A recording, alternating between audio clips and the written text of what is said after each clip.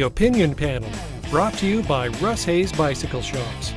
Russ Hayes knows bikes. Should the province give the CRD another year to figure out how and where to treat our sewage? Should a huge farm in central Saanich be turned into a centre to help homeless people get their lives together? And was the Prime Minister's apology for native residential schools nothing more than an exercise in political correctness? Those are among the topics we're going to discuss in the next 15 minutes. I'm Alan Perry. Welcome to the Weekly Opinion Panel on The Daily here on Shaw TV. Joining us this week, the editorial page editor at the Times Colonist, Dave Obey. Hello. The editor of the Peninsula News Review, Laura Lavin. Hi.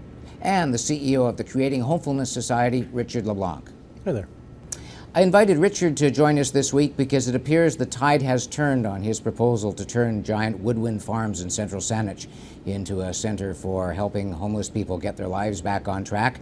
The opponents who were going to try and buy the land to block him have given up on that.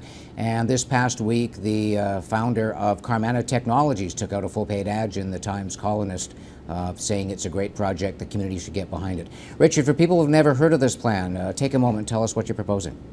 We propose to turn this 192-acre farm into a therapeutic community for the homeless. It's our intention to use this great facility as a place to transform people's lives from destitute lifestyles to becoming full and contributing citizens of our community. Now, one of the things that had some of the people out there opposed was they thought you were going to take Woodwynn out of the agricultural land reserve, and they were concerned that you were going to have hundreds of homeless people living there. Yeah, that's not the case. It's very important for us to keep the farm as a working farm, an optimally working farm. We intend to do that, so any regulations required to ensure that that stays long term is also important to us.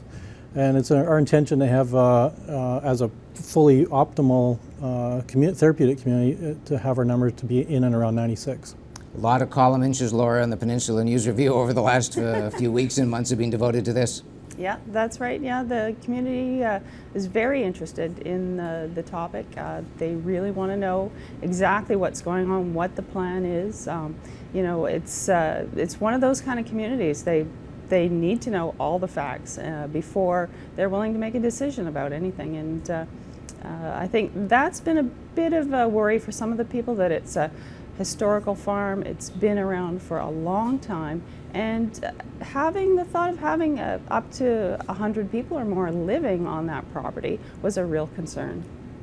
Dave, you're the resident historian here. This is the farm from Chunky Woodward of Woodward's fame, isn't it? Yeah, it belonged to the Woodward family for many, many years. And that's part of the problem with the proposal today, because people look at that as being a heritage farm and they don't want to see it used for another purpose. People moved into that area expecting it would stay as a heritage farm for the time being.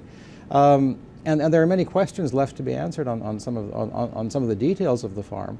The sooner that those answers get out, the sooner some people will be a bit happier about what the plan is. What sort of questions? Well, one example would be the number of people going through the facility. Are they living on the farm? Are they not?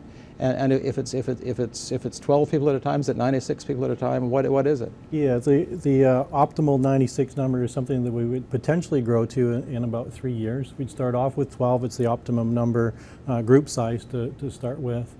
And a growth would have to happen in consultation with the community. And so it's our intention, our invitation that a community committee of some form be created and work very closely with us. And we would agree on growth and also scaling back should we feel a need to. We also intend to be very sensitive to the farm itself. The farm will tell us what the right number is, and as well as a therapeutic community dynamic. So it's definitely a group process. Laura, one of the things I find fascinating is a lot of the opponents say that they really want to make sure that this farm is kept active farmland. Richard's made it clear it wouldn't come out of the ALR. Right now it's only being used for hay farming. Richard and his supporters are proposing to turn it back into viable crops. Right, and I mean, I think that's a really good idea as far as, you know, we're looking at food sources, food security. The island produces a really low percentage of what we could produce. So that's an important issue to be looking at. It's just how they're going to come to that. That's the question for the neighbors. And I think I want to expand on that too, that it's not only, it's definitely optimizing 192 acres of farmland to contribute to our food security issues here, but also it's growing some farmers. And so this program to be a mentoring program for folks that when they do graduate within 1 to 5 years, they will be valuable workers in other farms in our community. And the farming issues overall are growing at exponential rates and becoming such heated issues. So it'll be terrific down the road to be a source of new farmers for us. Yeah, because Dave, I don't know where we're going to get the next generation of farmers from. I agree with that, and I think that the aim here is admirable and all that.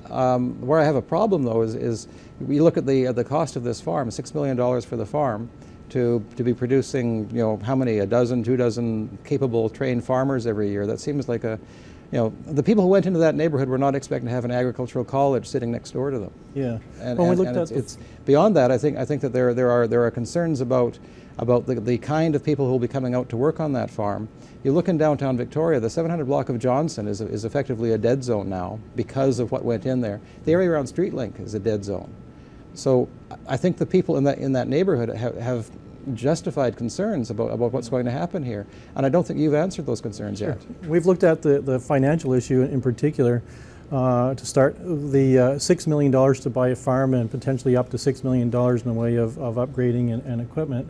At $12 million for what is potentially 96 people, and over a 10-year period, it would be in and around 800 people flowing through the program. The cost per person is actually extremely low, and when we compared it to, let's say, our place downtown Victoria, $16 million for 48 people. When we did those kinds of comparisons, we felt there was good value.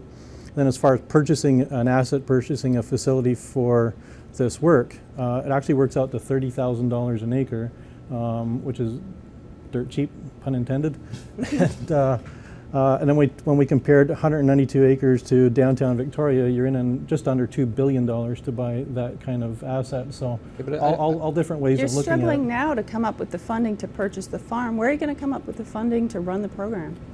We have combinations of, we are now getting more support from government than we had in the past. And in particular, the Vancouver Island Health Authority has come in support, and small amounts from the provincial government, and we are fundraising with corporations, and we're fundraising with philanthropists in the way of building an endowment fund. All right, we're going to move on to other issues. Before we go, let's give people a website, Richard, if they want to find out more about what you're proposing. It is woodwynn.org. Woodwynn is WOODWYNN.org. Okay.